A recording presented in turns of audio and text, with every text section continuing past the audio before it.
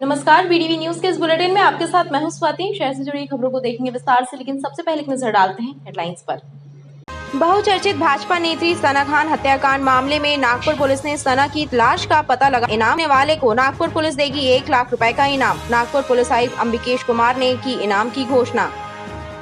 और घमापुर थाना अंतर्गत चांदमारी तालाब में संदिग्ध हालातों में कूदे युवक की डूबने से हुई मौत। घटना से मचा हड़कंप। स्थानीय लोगों ने युवक को तालाब से बाहर निकाला। अस्पताल में चिकित्सकों ने मृत घोषित किया। सड़कों और चौराहों पर स्मार्ट सिटी योजना के तहत कराए गए सौंदर्यीकरण के कार्य बदहाली का शिकार हैं। घमापुर के पास जंजीरा पुल पर दोनों तरफ गमलों में लगाए गए पौधे सूखकर कचरे में तब्दील हो गए हैं, लेकिन जिम्मेदार अधिकारी ध्यान नहीं दे रहे। स्मार्ट सिटी योजना के तहत घमापुर जंजीरा पुल पर कराया गया सौंदर्यीकरण का कार्य बदहाली का शिकार है। सैकड़ों की संख्या में सड़क के दोनों तरफ गमले लगाए गए थे। इनमें फूलों के सुंदर सुंदर पौधे लगाए गए थे, लेकिन इनका उचित रखरखाव नहीं किया गया। पौधे सूख कर कचरा हो गए और गमले कबाड़ की तरह नजर आने लगे हैं, लेकिन जिम्मेदार अधिकारी आंखें मूंदे बैठे हैं। स्मार्ट सिटी के अधिकांश कार्य दिखावटी साबित हो रहे हैं। मेंटेनेंस के अभाव में योजना फ्लॉप शो साबित हो रही है। उपनगरीय क्षेत्र गंगानगर से गुलौआ की ओर जाने वाली सड़क की हालत बेहद खराब है। जगह जगह गड्ढे और जर्जर सड़क होने से दुर्घटनाओं का खतरा बना रहता है। गड्ढों में फंसकर वाहन चालक चोटिल हो रहे हैं, लेकिन सड़क निर्माण की ओर ध्यान न दिए जाने से लोगों में आक्रोश बढ़ रहा है। लोगों ने सड़क के जीर्णोद्धार की मांग शासन प्रशासन से की है। गंगानगर से गुलौआ चौक की ओर जाने वाली सड़क बदहाल है। सड़क पर हुए बड़े बड़े गड्ढों से वाहन चालक आए दिन हादसों का शिकार हो रहे हैं।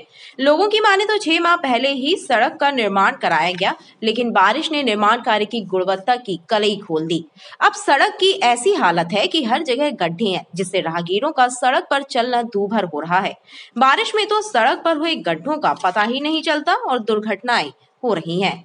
आने जाने में बड़ी तकलीफ जा रही है और जो बड़े बड़े गड्ढे हो गए, ऐसे गड्ढे हो गए कि गाड़ी पलटते पलटते लोगों की बच रही है। क्या है इसका सलूशन, इसका निकाल और इसको जल्दी से निराकरण करें। ये ज़्यादा नहीं, अभी 6 महीने पहले बनी है, 6 महीने 1 साल के अंदर बनी है। गंगानगर से गुलौआ जाती है। ये यहाँ से गुलौआ तक जाती है रोड, यहाँ जाती है पसवारा भूकंप कलोनी तक जाती है रोड। पूरी जगह गड्ढे हुए भैया, गाड़ी चलाने में दिक्कत जाती है हम लोगों को। हर जगह पानी भर जाता है अपने यहाँ पर। वही तो कहानी है यहाँ पर, बहुत समस्या जाती है। पानी समझ में नहीं आता कि गाड़ी कहाँ चलाए कहाँ ना चलाए। खेत में घुस जाती है गाड़ियाँ, बहुत परेशानी जा रही है हम लोगों को।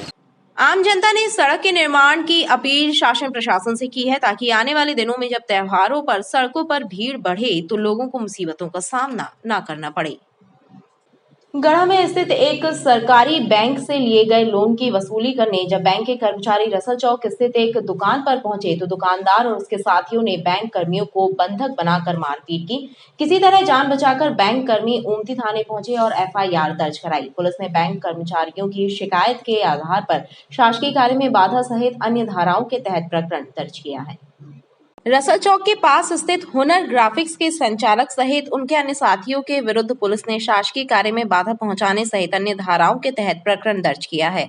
ओमती पुलिस से मिली जानकारी के मुताबिक दुकान संचालक द्वारा गढ़ा स्थित एक बैंक से होम लोन लिया गया था, जिसकी किस्तें जमा नहीं कराई जा रही थी, जिसके चलते बैंक कर्मचारी लोन की रिकवरी के लिए दुकान पहुंचे, जहां दुकान संचालक कंवलजीत चहवाल और उनके कर्मचारियों ने बैंक कर्मचारियों को बंधक बना लिया और उनसे मारपीट की। कि अपने सेंट्रल बैंक गढ़ा शाखा के श्री अनिल कुमार नायक जी, जो यहाँ पे प्रबंधक के पद पे हैं, इनकी बैंक से एक हुनर ग्राफिक्स करके है, जिसके ओनर हैं कंवलजीत सिंह चटवाल। इनने कुछ पैसे पहले आवास ऋण के लिए रूप में लिए थे। इसी की कुछ किस्तें इनके द्वारा जमा नहीं की गई थी। तो इस संबंध में कल सेंट्रल बैंक के जो अनिल कुमार नायक हैं अपने 1-2 साथियों के साथ में रिकवरी करने के लिए आए थे। तो कंवलजीत सिंह जो चटवाल है, इनने अपनी दुकान के अंदर बंद करके और गाली गलौज की है, शासकीय कार्य में बाधा उत्पन्न की है और मारपीट भी की है। इसमें अनिल कुमार नायक की शिकायत पे हमने थाना ओमती में अपराध कायम किया है। धारा 342 है, 294, 323, 506, 353, 186 आईपीसी एक्ट है। साथ ही साथ चूँकि नायक जी रिजर्वेशन कैटेगरी से आते हैं, इसमें हमने धारा SC/SC एक्ट भी लगाई हुई है। पुलिस ने मामले में शासकीय कार्य में बाधा पहुंचाने की धाराओं के तहत ही विभिन्न धाराओं के तहत प्रकरण दर्ज कर मामले को विवेचना में लिया है। रक्षाबंधन के ठीक एक दिन पहले भाई ने अपनी उस बहन को खो दिया जिसका वह रक्षाबंधन पर इंतजार कर रहा था। घटना कटंगी की है, जहां रहने वाली एक नवविवाहिता की इलाज के दौरान मौत हो गई। इतना ही नहीं, उसके गर्भ में पल रहे बच्चे ने भी दम तोड़ दिया। कटंगी में रहने वाली रंजना नामक एक नवविवाहिता की इलाज के दौरान मेडिकल में मौत हो गई। गर्भवती रंजना के गर्भ में पल रहे बच्चे ने भी दम तोड़ दिया। इस घटना से रंजना के मायके पक्ष के लोग सदमे में हैं। नवविवाहिता रंजना के भाई दिनेश मौर्य ने बताया कि 1.5 वर्ष पहले ही उसने रंजना का विवाह कटंगी निवासी राजेश से किया था। उसकी बहन गर्भवती थी, पर ससुराल पक्ष के लोग उससे दहेज की मांग कर रहे थे। दिनेश ने आरोप लगाया कि दहेज के लिए ससुराल में उसके साथ मारपीट की गई। उसने अपनी बहन रंजना को इलाज के लिए मेडिकल अस्पताल में भर्ती कराया, जहां पहले उसके गर्भ में पल रहे बच्चे की जान चली गई और फिर रंजना ने भी दम तोड़ दिया। रंजना की मौत के बाद परिजनों ने कटंगी थाने में शिकायत दर्ज कराई है। मेरी बहन की शादी कटंगी में की थी मैंने, तो इसको अभी जब प्रेग्नेंट हो गई उसके बाद से इसको बोला जा रहा था कि इलाज के लिए अपने ससुराल से पैसे, मायके से पैसा मंगा के, और यानी कि 2-3 बार ऐसी बात आई, पापा का समझाया जाके उनको, तो हाथ पांव जोड़ के माफ़ी मांगी, इनने मारपीट की। तो और उसके बाद में अभी आखिरी बार इनने कम से कम 6 दिन पहले फिर मारपीट हुई है। उसके बाद उसके पेट में दर्द हुआ, मेडिकल में एडमिट किए। पहले उसका बच्चा ख़त्म हो गया, आज कल वो भी ख़त्म हो गई है।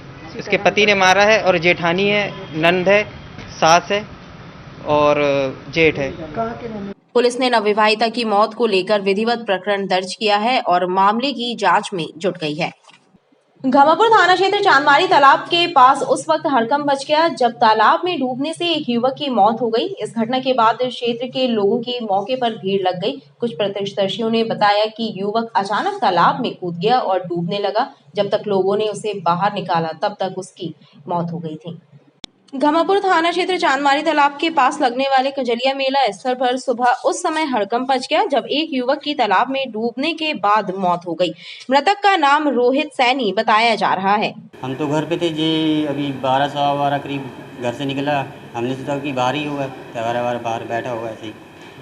तो थोड़ी देर बाद 15-20 मिनट, आधा घंटे बाद 2-3 लड़के आए। वो पूछते आए कि भाई कौन है यहाँ का है। तो उन्होंने आके बताया कि भाई, मेरे से बोले कि चलो, उन्होंने बताया नहीं, बोलते चलो वहाँ पे। तो फिर रास्ते में बताया उन्होंने कि हाँ भाई ऐसा हो गया है। पता नहीं, बोलते तालाब में गिर गया था, हमने बाहर निकाले हैं और जल्दी चांदमारी तली है। कितने बजे की घटना है? यही 12:30 नहीं, 12:15, 12:20।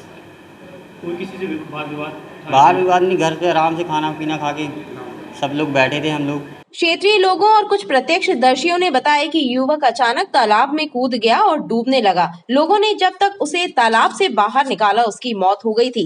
इस घटना की जानकारी क्षेत्रीय लोगों ने पुलिस को दी, जिसके बाद पुलिस का अमला मौके पर पहुंचा और एम्बुलेंस की मदद से युवक के शव को पोस्टमार्टम के लिए मेडिकल ले जाया गया। ये बच्चा यहाँ पे आया था और उसकी स्थिति नशे की स्थिति में था वो, और अचानक से वो कूद गया। लोगों ने जब देखा कि वो डूब रहा है तो दौड़ते दौड़ते आए, उसको जैसे तैसे करके सभी लोगों ने मिल कर के निकाला, और बाहर निकालते ही बहुत प्रयास किया, उसके पेट में दबाया वबाया, लोगों ने पानी निकालने की कोशिश की, जैसे तैसे किया, लेकिन चंद मिनटों बाद उसने अपनी आंखें फेर दिया। घटना के बाद क्षेत्र में लोगों का हुजूम लग गया। पुलिस ने घटना की जांच शुरू कर दी है। पाटन के ग्राम पपौन के एक फार्म हाउस में करंट लगने से एक मजदूर की मौत हो गई। मौके पर पहुंची पुलिस ने लाश का पंचनामा कर उसे पोस्टमार्टम के लिए भेजा है। पुलिस की माने तो प्रथम दृष्टया यह मामला आत्महत्या का प्रतीत हो रहा है।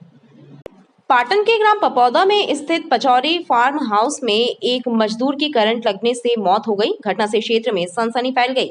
मौके पर पहुंची पुलिस ने लाश का पंचनामा कर उसे पोस्टमार्टम के लिए भेजा है। मृतक का नाम प्रमोद नामदेव बताया जा रहा है। आज दिनांक को शाम के करीब 4:30 बजे टेलीफोन से सूचना मिली थी कि ग्राम पपौद में पचौरी फार्म हाउस के पास में एक व्यक्ति की करंट लगने से मौत हो गई है। तो मौके पर अपना हमरा स्टाफ के पहुंच करके घटना को तस्दीक किया। जो एक टपरिया के अंदर एक व्यक्ति मृत अवस्था में पड़ा हुआ, जिसके बाएं हाथ में वायर लपटा हुआ था, पास में पिंचेस वगैरह बड़ी हुई थी, और प्रथम दृष्टया अभी तक आत्महत्या का मामला प्रतीत हो रहा है। फिर भी और कारणों की जाँच की जा रही है और आगे जो स्थिति सामने आएगी आपको अवगत कराया जाएगा। पाटन पुलिस का कहना है कि पोस्टमार्टम रिपोर्ट के बाद ही मौत की वजह स्पष्ट हो पाएगी। नागपुर की भाजपा नेत्री सना खान के शव बरामदगी की गुत्थी अब तक सुलझी नहीं है, जिसके कारण हत्याकांड का यह बहुचर्चित मामला उलझता जा रहा है। इस मामले को लेकर एक तरफ आरोपी अमित साहू का नार्को टेस्ट करवाने की तैयारी नागपुर पुलिस कर रही है, तो वहीं नागपुर पुलिस आयुक्त ने मृतका सना खान के शव का सुराग देने वाले को 1 लाख रुपए इनाम देने की घोषणा की है। नागपुर की भाजपा नेत्री सना खान की हत्या की गुत्थी सुलझाने में लगी नागपुर पुलिस की टीम अब तक सना खान का शव बरामद नहीं कर सकी है। ऐसे में यह पूरा मामला उलझता जा रहा है। पुलिस ने सना की हत्या का जुर्म कबूल करने वाले उसके आरोपी पति अमित साहू और मामले में गिरफ्तार उसके अन्य सहयोगियों से शव की बरामदगी के लिए लगातार पूछताछ की, लेकिन कोई कामयाबी नहीं मिली। लिहाजा अब नागपुर पुलिस आयुक्त अंबिकेश कुमार ने सना के शव का सुराग देने वाले को 1 लाख रुपए इनाम देना घोषित किया है। वहीं ऐसी चर्चा है कि हत्याकांड की गुत्थी सुलझाने के लिए नागपुर पुलिस सना खान की हत्या का जुर्म कबूल करने वाले उसके पति अमित साहू का नार्को टेस्ट कराने की तैयारी कर रही है। दरअसल जबलपुर में रहने वाले सना खान के पति अमित साहू ने सना खान की हत्या का जुर्म कबूल किया था और उसका शव हिरन नदी में फेंकने की जानकारी पुलिस को दी थी, जिसके बाद नागपुर और जबलपुर पुलिस ने सना खान के शव की बरामदगी के लिए तलाशी अभियान चलाया था, लेकिन सना खान का शव पुलिस बरामद नहीं कर सकी थी, जिसके बाद अब तक पुलिस मृतका के शव की बरामदगी के प्रयास कर रही है। खबरें लगातार जारी हैं, आप देखते रहिए BTV न्यूज।